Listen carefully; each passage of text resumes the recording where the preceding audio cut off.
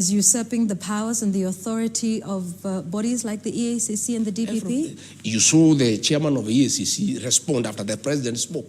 That tells you, if the chairman of the EACC says the president has done well to allow us, it means then they are not independent. And if they allow, as they will, allow William Ruto to take over EACC and to take over the DPP office, what will happen is that we are going to see a lot of trumped-up charges against people who oppose William Ruto.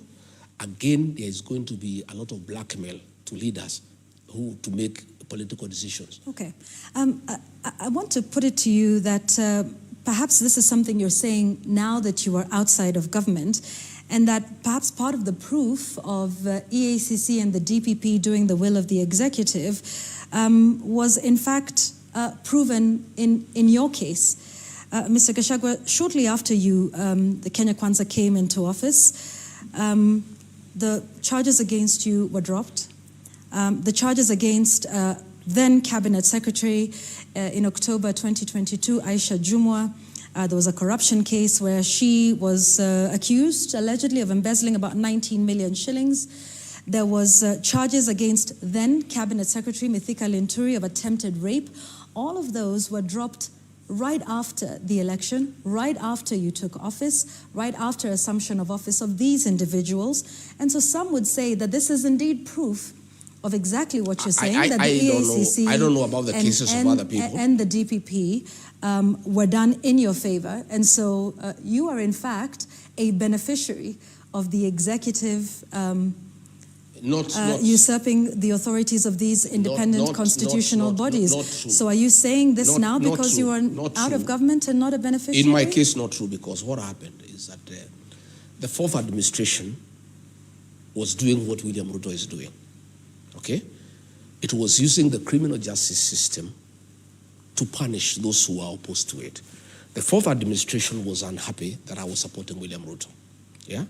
And therefore they brought charges against me and there was no evidence. So once we came into office, the DPP got to the DCI to swear an affidavit. It's on record in court and said we had nothing against this man.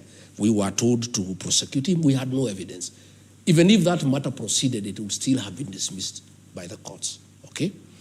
What pains me, Yvonne, and I feel very sad, is at that time when we were being persecuted by the fourth administration, William Ruto saw that in his administration, never again will he allow the use of the criminal justice system to punish those opposed to him.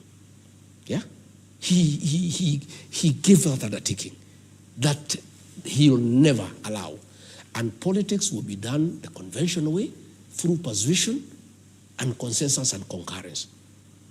The minute he became president, I don't know what happens to that state house. Somebody is elected, he's a good man. When he reaches there, you know, sometimes I even get very worried of being elected president. Somebody who was a reasonable person, somebody who was saying great things, somebody who was sensible, somebody who was for the rule of law, he becomes president and becomes a monster undertaking. In private and in public.